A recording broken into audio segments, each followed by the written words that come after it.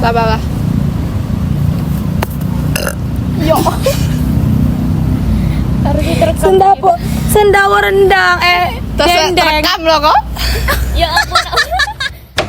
Boys and girls, Welcome to Disneyland Park. in just a few minutes, the lights surrounding Paradise Bay will be dimmed.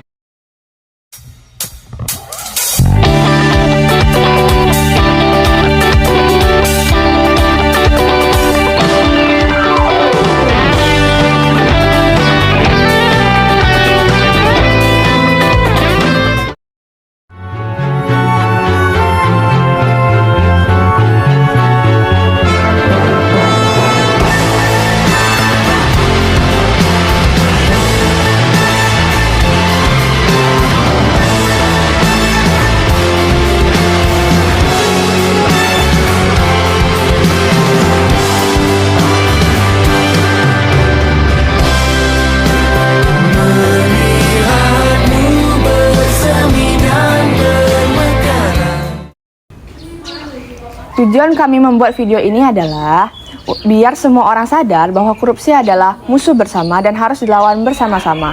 Dan juga mengajak penonton untuk berani bilang enggak ke segala bentuk kecurangan, baik yang kecil maupun yang besar. Dan juga video ini dibuat buat ngebangkitin semangat anak muda buat berani hidup jujur, berintegritas, dan gak takut buat speak up.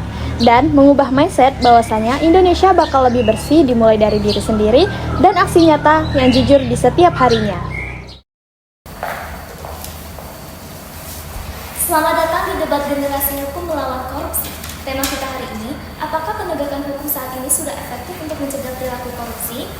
Tim pro meyakini penegakan hukum yang tegas mampu mencegah korupsi, sedangkan tim kontra menilai sistem hukum belum menyentuh akar persoalan korupsi di negeri ini.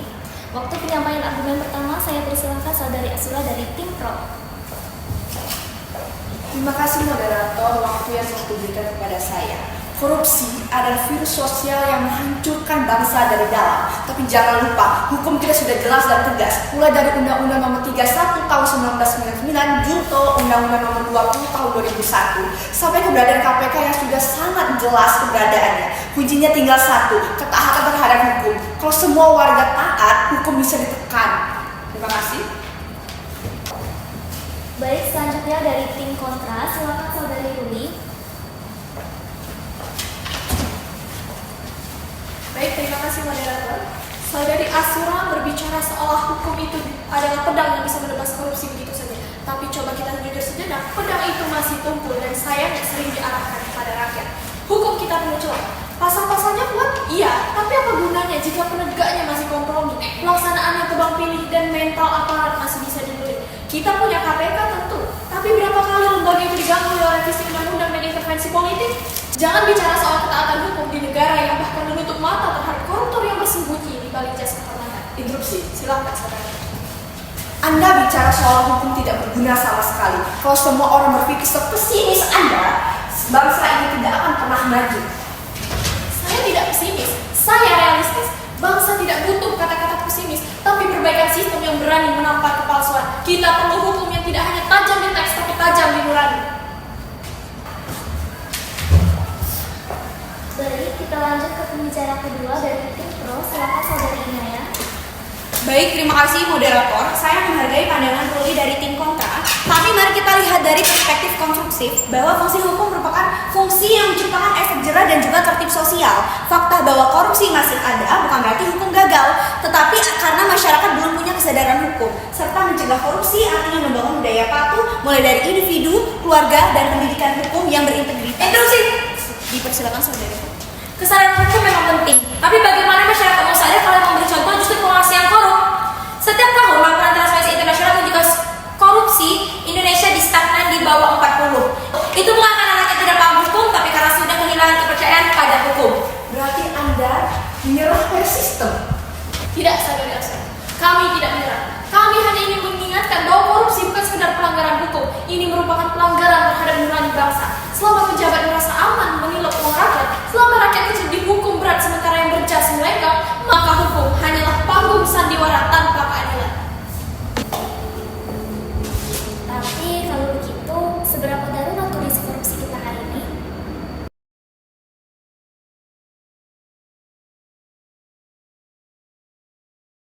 Tadi pas debat suasananya panas banget ya.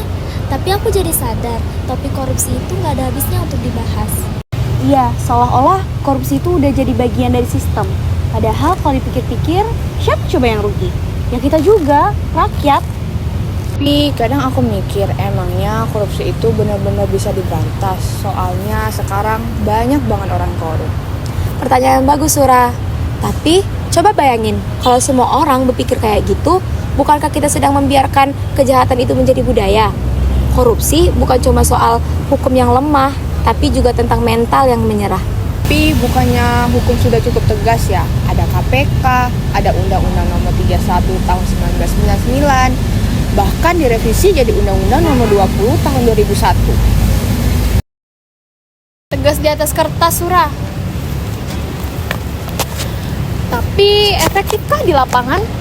Para koruptor masih bisa senyum saat sidang dan hukumannya bisa jadi ringan karena alasan kemanusiaan. Sementara rakyat kecil yang cuma nyolong ayam bisa dihukum begitu berat. Di situ aku ngelihat ketimpangan moral yang begitu parah. Berarti masalahnya bukan cuma dihukum, tapi soal gimana kejujuran orang yang ada di balik hukum itu. Nah itu poinnya, Cia. Kesejahteraan bangsa nggak akan lahir hanya dengan undang-undang aja, tapi dengan jiwa yang bersih dan berani menolak sogokan sekecil apapun itu.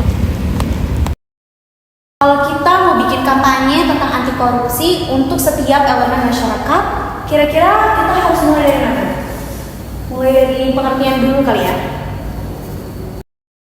Iya, jadi korupsi itu penyalahgunaan kekuasaan atau jabatan untuk kepentingan pribadi. Bisa berupa uang, fasilitas, atau keputusan yang tidak adil.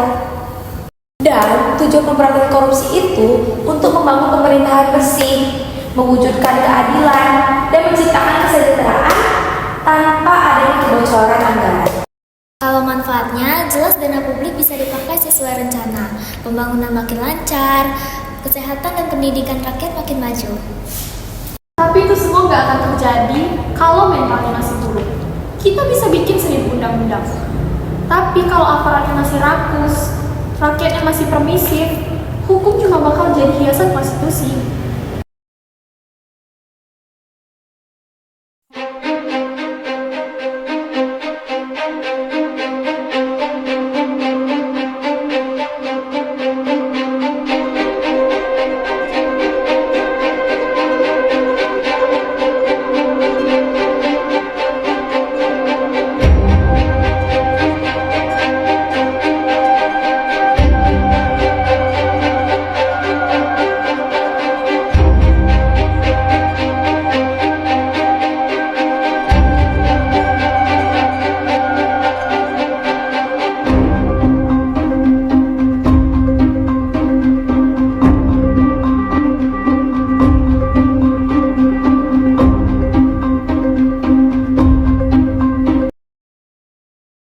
Kita semua tahu kalau korupsi itu jahat, tapi kita sendiri yang masih melakukan versi kecilnya, kayak mencontek, manipulasi absen, ya minta jalur belakang lah intinya.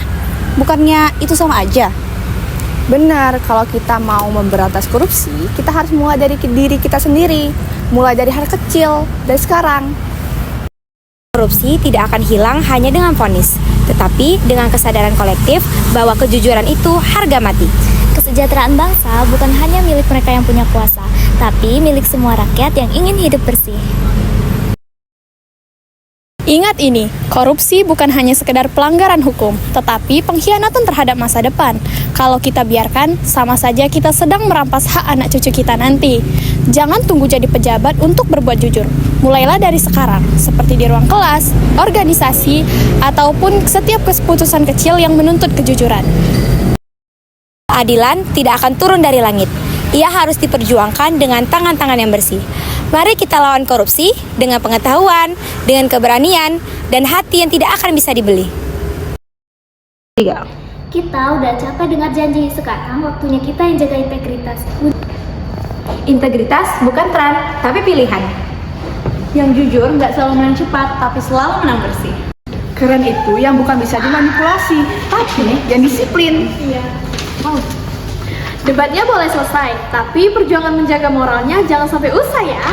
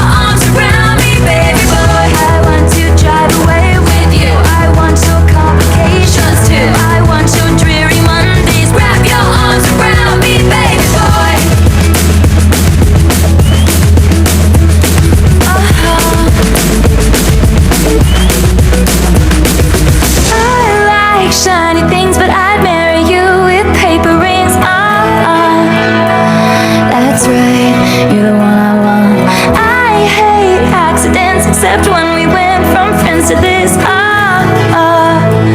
Darling, you're the one